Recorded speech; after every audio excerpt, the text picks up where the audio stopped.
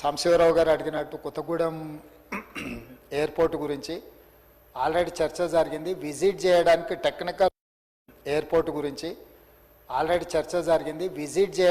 Technical report evaluate చేయడానికి కూడా కేంద్ర ప్రభుత్వం మీరు డబ్బులు ఇస్తేనే వస్తామంటే రాష్ట్ర ప్రభుత్వం ఆల్రెడీ డబ్బులు కట్టి వాళ్ళు ఎవాల్యుయేట్ చేశారు. ఫీజిబిలిటీ రిపోర్ట్ మీద ఇప్పుడు నివేదిక అడిగారు. ఫీజిబిలిటీ రిపోర్ట్ రాగానే ఏమాత్రం అవకాశం ఉన్నా వదలదలుచుకోలేదు. మనం 4-5 ఎయిర్పోర్టులు అడిగినాం. 1 వరంగల్, 2 కొత్తగూడెం, 3 చక్రాన్పల్లి నిజామాబాద్, 4 రామగుండం, 5 ఆదిలాబాద్. సో ఫస్ట్ ఫేజ్లో మనకి ఇది ఇచ్చింది. 5 కేంద్ర ప్రభుత్వ పరిశీలనలో ఉన్నాయి. ఒక్కొక్కటి వాళ్ళు step by step feasibility report, అదేవిధంగా ఇతర సాంకేతిక పరమైన అంశాలు ఆల్రెడీ అవి ఏమన్నా డిఫెన్స్ పరిధిలో ఉన్నాయా, ఏమన్నా నిబంధనలు ఇవి ఉన్నాయా, వాటన్నిటిని కూడా ఎగ్జామిన్ చేస్తున్నాం. డెఫినెట్గా తెలంగాణలో నెక్స్ట్ జరగాల్సిన అభివృద్ధి ఎయిర్పోర్టులే. ఎయిర్పోర్ట్ ఎక్కడైతే వస్తాడో అక్కడికి పెట్టుబడులు వస్తాయి. మేము సౌత్ కొరియా పోయినప్పుడు వరంగల్ ఎందుకు మనం వెంబడబడ్డామంటే సౌత్ కొరియన్ ఇన్వెస్ట్మెంట్స్ ఏమడిగినా వాళ్ళు ఎయిర్పోర్ట్ అడుగుతున్నారు. వాళ్ళ ఇండస్ట్రియల్ పార్కులు కానీ టెక్స్టైల్ దే ఆర్ అంటే known for the textiles. So వాళ్ళు బంగ్లాదేశ్, చైనాలో ఉన్న పెట్టుబడులను మన దేశాల నుంచి మీకు తెలుసు, అప్పటి నుంచి ఇప్పటివరకు ఎవరు వచ్చినా కలుస్తాం. నేను గుమ్మడి నరసయ్య గారిది నాకు సాయంత్రం అంటే ఆ రోజు ఎంబడే నాకు తెలియలేదు, సాయంత్రం చూస్తే ఆ వీడియో చూసిన నా ఇంటికి చాలా దూరంలో రోడ్కి ఇటు సైడ్ కాదు, ఇంటి దగ్గర కూడా కాదు. వారు పాపం దూరంగా నించున్నారు. ఒక పిల్లోడు ఎవడో వీడియో తీస్తున్నాడు. ఆ వీడియో తీసి ఏదో పోస్ట్ చేసినట్టు వాళ్ళు మా ఇంటి దగ్గరకు కూడా రాలేదు. ఇమ్మీడియట్గా అదే రోజు సాయంత్రం నేను గుమ్మడి నరసయ్య గారికి నా పేషెంట్ నుంచి ఫోన్ చేయించిన. నెక్స్ట్ డే పొద్దున రాండి ముఖ్యమంత్రి గారు కలుస్తారని.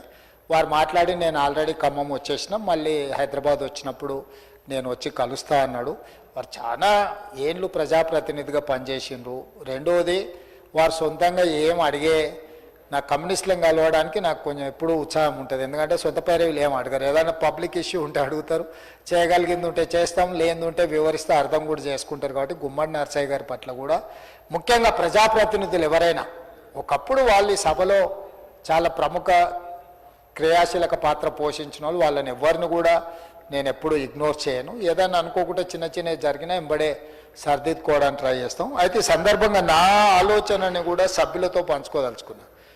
నేను సెక్రటేరియట్లో 4 to 6 ప్రజాప్రతినిధులను కలుస్తా. మీరు సమయం ఒకరోజు ముందుగా అపాయింట్మెంట్ తీసుకొని ఒక సిస్టమ్ ఎస్టాబ్లిష్ చేసిన.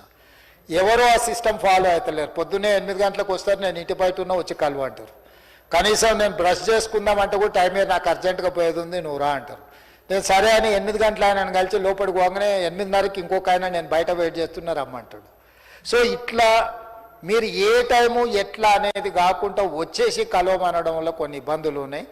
నేను కూడా సభ్యులందరికీ ప్రజెంట్ ఉన్న ప్రజాప్రతినిధులు కానీ ఫార్మర్ ఎలక్టెడ్ రిప్రజెంటేటివ్స్ కానీ నా రిక్వెస్ట్ 4 to 5 4 to 6 నేను సమయం పెట్టుకుంటా.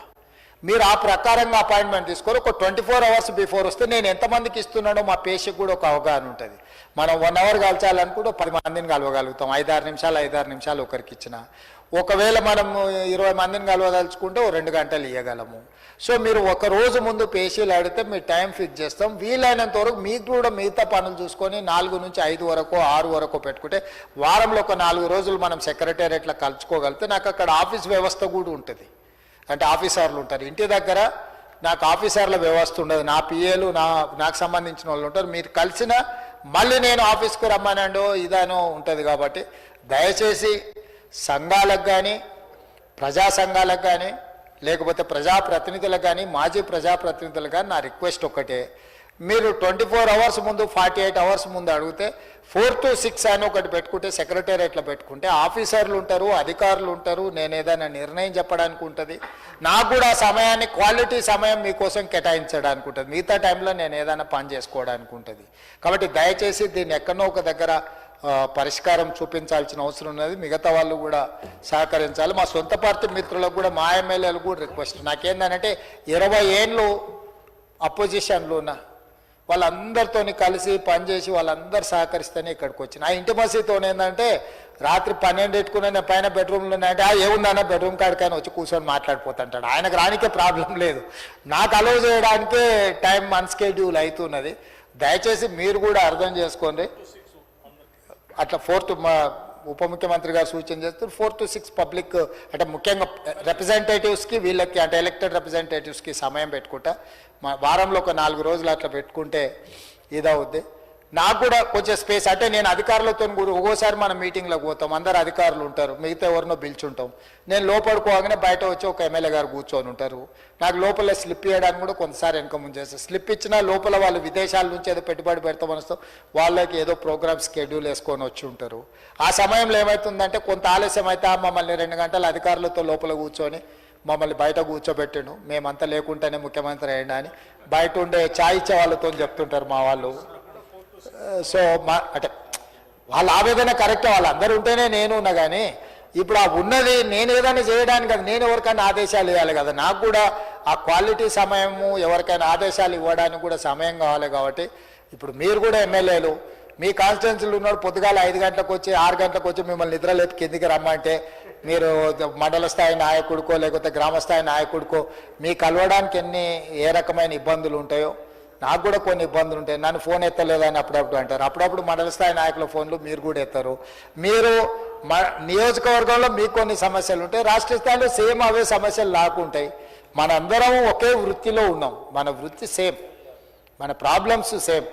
కాకపోతే కొందరిది నియోజకవర్గ స్థాయి, కొందరిది జిల్లా స్థాయి, కొందరికి రాష్ట్ర స్థాయి. నాకు అనుకోకుండా రాష్ట్ర స్థాయిలో వచ్చి కొత్త పరిపాలన కూడా గాడిలో పెట్టి 10 ఏళ్ళు ఆయన ఏంటంటే డీఫంక్టియేషన్, మొత్తం వ్యవస్థ అంతా కుప్పగూలిపోయింది. వర్క్ ఫ్రమ్ హోమ్ అనే విధానాన్ని ఆయన తీసుకొచ్చి పెట్టిండు. అందరూ ఆఫీసర్ల నుంచి ప్రజాప్రతినిధుల వరకు ఎవరు వచ్చేటోళ్ళు కాదు. ఇప్పుడు మనం సెక్రటేరియట్ ఓపెన్ చేసినాం, సెక్రటేరియట్కి వస్తున్నారు. మనం సెక్రటేరియట్లో ప్రజల్ని లిబరల్గా వదిలితే దాన్ని దుర్వినియోగం చేస్తున్నారు. జర్నలిస్టులను అంతకుముందు ప్రజాప్రతినిధులను రానియలే, జర్నలిస్టులను రానియలే సెక్రటేరియట్లకు. మనం వచ్చినాక అలవ్ చేస్తున్నాము. వాళ్ళు లోపలికి వచ్చి కూర్చొని ఏది పడితే అది రాస్తున్నారు. స్లోగా ఏమైంది అని నియంత్రించే కాడికి వస్తాయి. నియంత్రించిన తర్వాత మీరు బాధపడి కూడా ప్రయోజనం లేదు.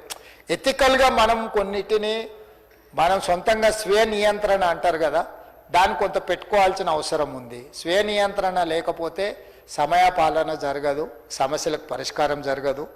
ఏదేమైనా పెద్దల కూనంనేని సాంబశివరావు గారు అయితే సూచన చేసినారో తప్పకుండా ప్రజాప్రతినిధుల గౌరవం ఉంటుంది, సమయం ఇస్తాము.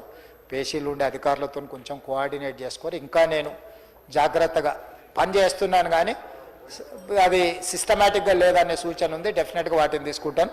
ఏదేమైనా గవర్నర్ గారి ప్రసంగ ధన్యవాద తీర్మానంలో అందరూ పాల్గొని అభిప్రాయాలు చెప్పి ప్రభుత్వానికి సలహాలు సూచనలు ఇచ్చిన వాళ్లకు, ప్రభుత్వం పట్ల నిరసన వ్యక్తం చేయడం కూడా ప్రజాస్వామ్యంలో ఒక భాగమని నమ్మే పార్టీ ప్రభుత్వం.